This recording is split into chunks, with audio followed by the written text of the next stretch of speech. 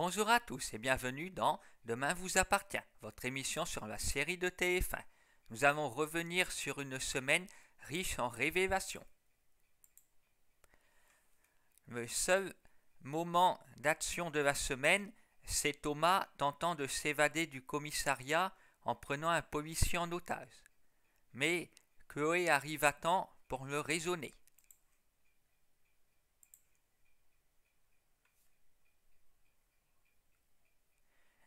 Thomas avoue ensuite avoir tué Guillaume car il était amoureux de Sandrine et ne supportait pas que son frère se foute d'elle. Voilà donc la raison pour laquelle il est parti de Sète. Et voilà quel est le secret partagé avec Philippe, qui a payé Francis pour cacher la vérité. C'est bien gentil à lui, 10 000 € par an il me semble. Il aurait très bien pu laisser Thomas devoir assumer les conséquences de ses actes. Quelle générosité! Peut-être voulait-il aussi éviter le scandale. Ce qui est moins compréhensible, c'est pourquoi Thomas disait à Sandrine que son père était un assassin. Il était bien placé pour savoir que ce n'était pas le cas. Avant d'avouer, il prétendait vouloir protéger le vrai coupable qui avait assez payé toute sa vie. J'ai l'impression que le scénario cafouille bien en voulant nous surprendre.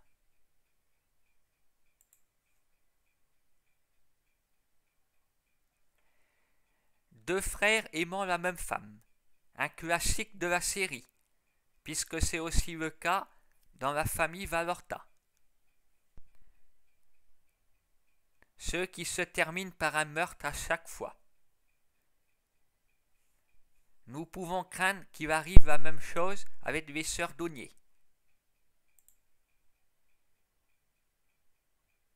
En effet, Sophia est jalouse de voir Arthur avec Manon et s'engage à quitter Gabriel pour lui.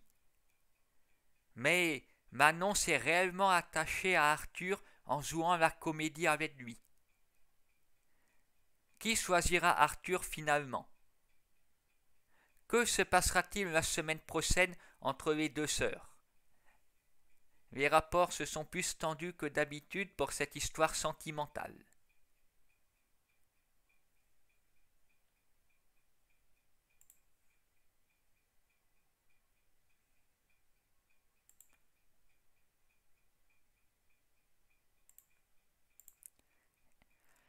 Les autres intrigues en cours ont tendance à stagner, car Victor continue de faire des avances à Clémentine qui n'est pas insensible à son charme.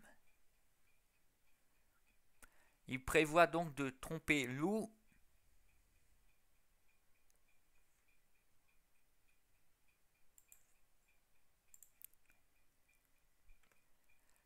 Leïla cache son envie d'avorter à Samuel qui rêve d'être père. C'est Rémi qui ne tient pas sa langue et lui apprend la vérité. Leïla est furieuse et réitère son souhait de les voir partir du domicile.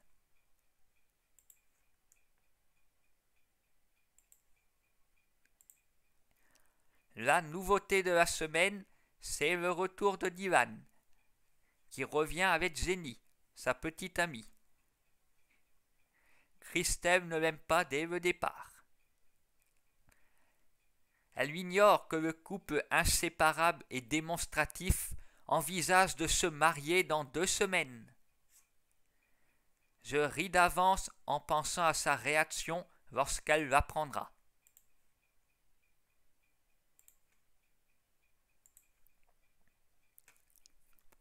Sous pression de Flore, Arnaud déconseille à Luc de regarder des films porno sur le net.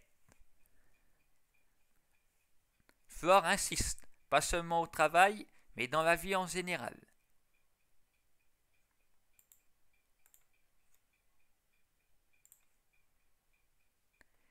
Timothée surprend la conversation et surestime les connaissances de Luc en la matière, au point de lui demander des conseils car Nour insiste pour qu'ils fassent leur première fois.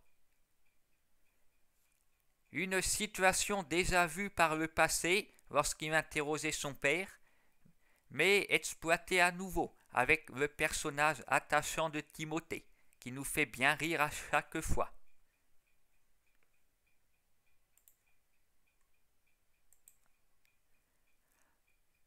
En manque de renseignements, lui et Nour renoncent au dernier moment à passer à l'acte.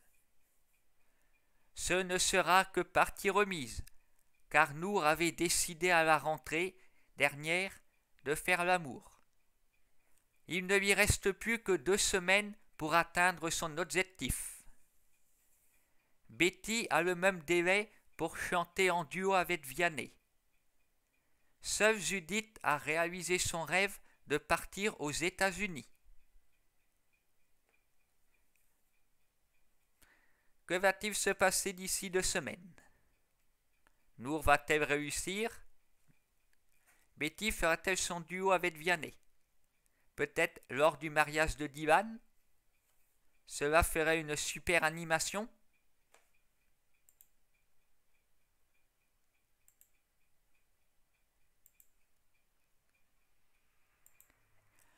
La semaine se termine et Anne-Marie se réveille finalement mais refuse de dire la vérité à Victoire, qui a découvert que Sandrine n'a pas avorté du tout.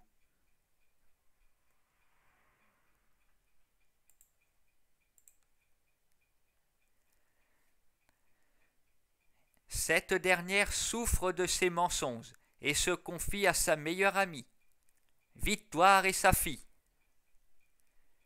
Mes prévisions se sont révélées exactes. Y a-t-il encore une personne qui soit surpris par cette révélation? De nombreux fans avaient deviné la réalité depuis des semaines.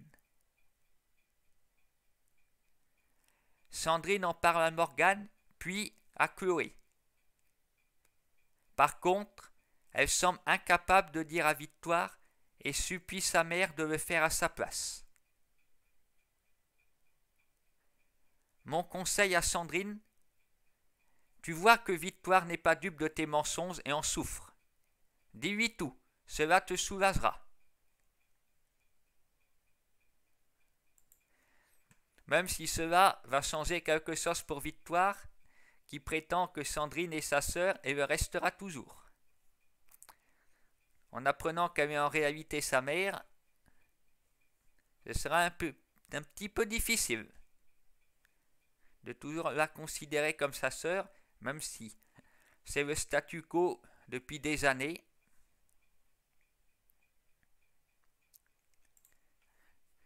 Visiblement, l'intrigue avec le squelette est bientôt terminée, puisque nous savons qui a tué Guillaume, qui a tué Philippe, et bien sûr qui a tué Francis. Nous savons également ce qu'est devenu le bébé de Sandrine, nous nous en doutions fortement. Morgane, Chloé, Victoire n'est pas encore au courant. Les premiers concernés sont les derniers avertis. Je pense que la semaine prochaine sera décisive. Victoire va peut-être se décider à faire un test ADN avec sa prétendue mère et découvrir la vérité et pousser Sandrine à avouer. Et une nouvelle intrigue va sans doute commencer. Les éléments sont là avec le personnage de Jenny. Quels vont être les rebondissements pour la famille Moreno? D'abord certainement du comique, et ensuite du tragique. Jenny a-t-elle ses papiers? Ne serait-ce pas pour ça qu'elle a séduit Dylan, que tout le monde juge pas assez bien pour elle? Que va-t-il se passer entre Victor et Clémentine? Nous attendons un développement de cette histoire. Je vous donne rendez-vous la semaine prochaine pour faire le point sur tout cela.